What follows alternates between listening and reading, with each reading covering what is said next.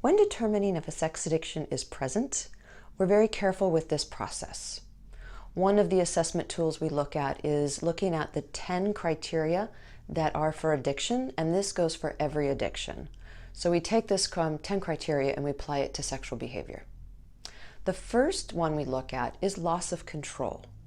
Now, loss of control is when I'm doing it more than I intended to do it.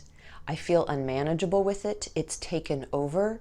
I feel a loss of control about this behavior. Number 2 is compulsive behavior. Compulsive means that I feel compelled to do it. I must do it. And if I don't do it, it feels very uncomfortable, creates a lot of anxiety, stress. So compelled to do it. The important part with compulsive behavior, we're looking at a pattern. It's not a one-time thing. It's something that's done over time. We're looking for a pattern over time.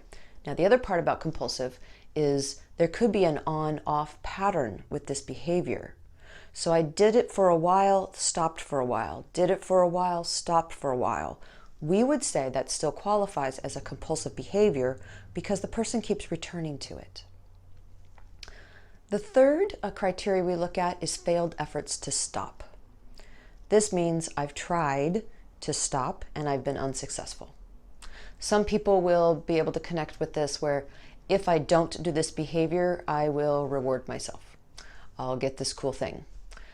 Punish. If I do this behavior, I will punish myself and I'll have to do this bad thing I really don't want to do. They're creating ways to help themselves stop the behavior and they're unable to. So failed efforts to stop. The fourth criteria is called loss of time. Now this comes into place where I meant to do this behavior for 30 minutes and it ended up taking hours. Loss of time is also the preparation of the behavior and the experience or the recouping afterwards. I went and did this behavior and then afterwards I felt terrible and guilty and shame and I couldn't really go to work or do anything the next day. So loss of time. The fifth criteria is called preoccupation. This is the thinking.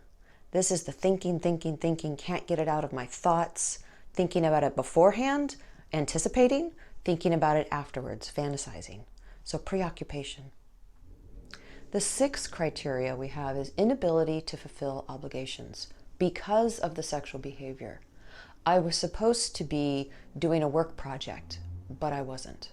I was supposed to be picking up the kids at a certain time, but I was late because of my sexual behavior. So inability to fulfill obligations. The seventh piece is continuation despite consequences. Now this means even though my work is at risk, I might be fired. Even though my relationship is at risk, my partner might leave me. I have a hard time stopping this behavior. I feel compelled to continue. So continuation despite consequences. The eighth criteria we look at is called escalation. Now people are very familiar with this in alcoholism and drug use. It's the idea that what it took me to get to that high, even though it's not a positive experience necessarily afterwards, but I need more. It's the development of tolerance. So when I take this escalation factor and I put it with alcohol, for example, it's 1 beer, 2 beer, 6-pack, 12-pack tequila. In sex addiction, we see it that whatever I was looking at, whatever I was doing previously no longer interests me as much. It doesn't give me that, that intrigue, that hit. So I need to increase the frequency, or I need to increase the risk, or I need to increase the intensity. So that's what we have, escalation. In sex addiction, that's how it looks.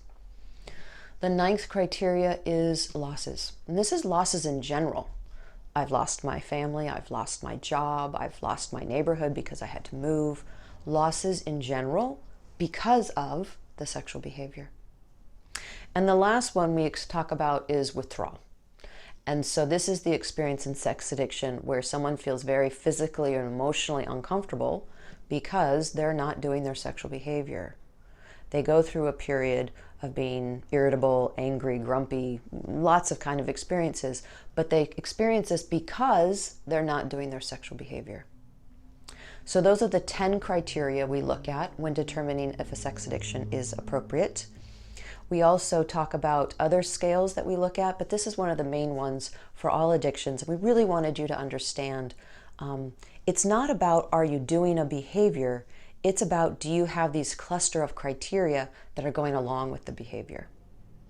The important thing to note again with the 10 criteria is we would look and say if you have 3 of these, we really need to look at sex addiction as an option for you. So I hope this was helpful in explaining how does one determine if a sex addiction is present. And again, it's one piece, but a critical piece of our process.